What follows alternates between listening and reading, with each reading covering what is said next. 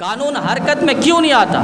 ہم کہتے ہیں قانون کی بالادستی ہو، قانون آپ نے بنایا ہے تو قانون کی عزت اور رکھوالی ہو، ورنہ پھر وہی ہوگا جو سوات میں ہوا ہے، مدین شہر کے اندر ناسیت دفع ہو۔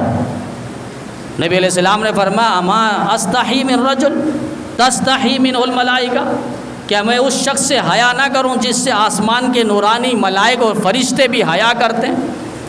آج اس بے حیا کو حیا نہیں آ رہی، ٹیلی ویژن پہ چینل پہ بیٹھ کر، سوشل میڈیا پہ بیٹھ کر حالیہ پروگرام میں 2 مہینے کے اندر اس نے بکے ہیں بکواسات، اور حضرت عثمان کو کافر کہا ہے۔ حضرت عثمان رضی اللہ تعالیٰ عنہ کے نہ سید کہا، نہ حضرت کہا، نہ رضی اللہ عنہ کہا ہے، اور ایسے الفاظات استعمال کیے الامان والحفیظ۔ بس کفر سے آگے اور لفظ ہے کیا، وہ میں نے آپ کو بتلا دیا، لیکن حکمران خاموش ہیں، ارباب اقتدار خاموش ہیں۔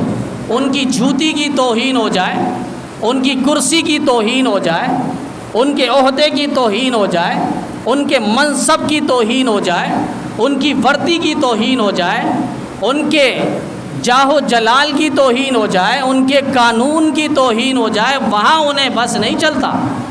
پھر کوئی بھی ہو اس کو ہتھ کنڈے میں ڈالا جاتا ہے، اس کو جیل کے سلاخوں میں دھکیل دیا جاتا ہے۔ قانون حرکت میں کیوں نہیں آتا؟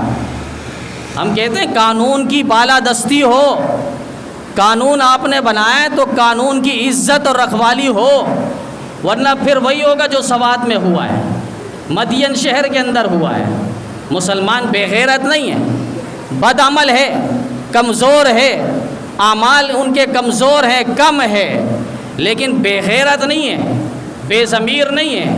اس کے سامنے قرآن کے اوراق جلایا جائے وہ خاموش رہے، نبی علیہ السلام کی سراسر توہین اور وہ خاموش رہے، قرآن مقدس کے اوراق کی توہین ہو وہ خاموش رہے، ابو بکر و عمر عثمان و حیدر کی توہین ہو وہ خاموش رہے، حسن و حسین طلحہ زبیر سعد سعید امیر معاویہ کی توہین ہو وہ پھر خاموش رہے۔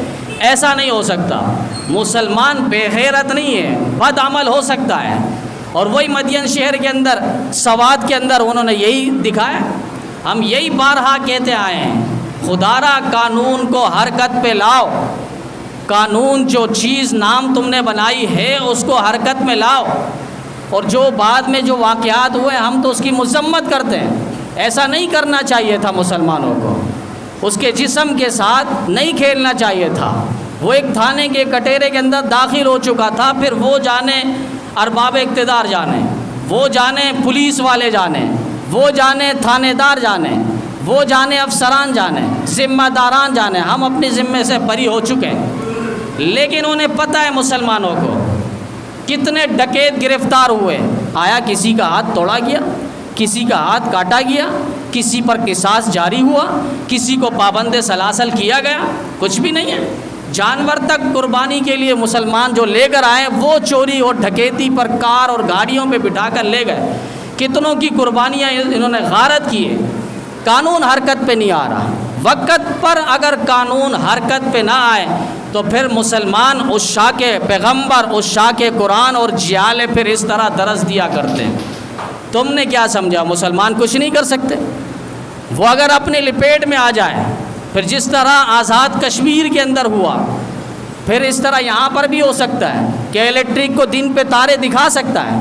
یہ کچھ بھی نہیں ہے، یہ پوری اتنی بڑی آبادی ہے، تقریباً 5 سے 10 ہزار کے قریب افراد ہیں۔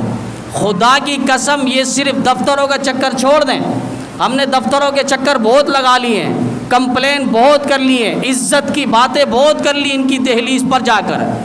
اب یہ کہ چورنگی بند کریں، مختلف شاہراہوں کو بند کریں، ٹھیک ہے ہمارا حق نہیں ہے، لیکن ہم حق اس طرح لینا چاہتے ہیں جب چار ہاتھوں کو پاؤں کو یہ لوگ بند کر لیں تو پھر ہماری زبانیں اور منہ کھلی ہے نا، ہم کاٹ تو سکتے، دانتوں سے استعمال تو کر سکتے، کچھ بول تو سکتے، لب کھول تو سکتے ہیں۔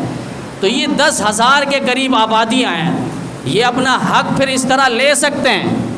پھر موسیٰ گھوٹ والے افراد ہیں، 10 ہزار کے قریب وہ لوگ افراد ہیں، آمنے سامنے ایف سی ایریا والے، موسیٰ کالونی والے، اگر یہ چاروں کالونی نکلے اور یہ 4 دفتر کا گھیراؤ نہیں ہو سکتا؟ یہ عزت کے ساتھ لائٹ دیں گے، یہ عزت کے ساتھ بجلی دیں گے، پھر وہ وقت آئے گا یہ ہمارے گھٹنے تلے آ کے بیٹھیں گے۔ اصل یہ کہ انہوں نے مسلمانوں کو بے غیرت سمجھا ہوا ہے، مسلمانوں کو بے حس سمجھا ہوا ہے، مسلمان بے ضمیر سمجھا ہوا ہے.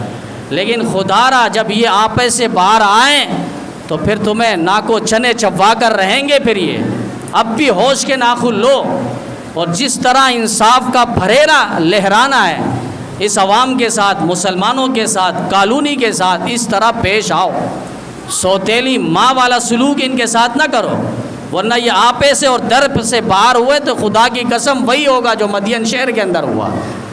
ہم پھر کہتے ہیں، ہم مذمت کرتے ہیں، لیکن قانون حرکت پہ نہیں آئے گا وقت پر تو مسلمان تو پھر اس طرح کریں گے. اور پھر مذہباً بھی اس کا عقیدہ فقہ جعفریہ سے سننے میں آیا، اس کا تعلق رہا ہے. کہتے ہیں ہم قرآن کو مانتے ہیں، قرآن کو مانتے ہیں. تم تو کہتے ہو ھذا القرآن لیس باصلی، یہ قرآن اصلی قرآن نہیں ہے، قرآن 30 پاروں والا نہیں ہے، قرآن 40 پاروں والا ہے. تم کہتے ہو قرآن جو ہے 70 گز پر مشتمل ہے. تم کہتے ہو غار سرہ من را، ایران کے اندر ایک غار ہے اور اس پر ہمارا امام جو ہے وہ قرآن کو لے کر گیا ہے اور قرب قیامت میں آئے گا وہ اصلی قرآن لے کر آئے گا. تمہارا اس قرآن پر عقیدہ ہے ہی نہیں، تبھی تو تم قرآن جلا رہے ہو. لیکن مسلمانوں کو غیرت کب آئے، حمیت کب آئے، وہ قرآن کو اصلی قرآن نہیں مانتے.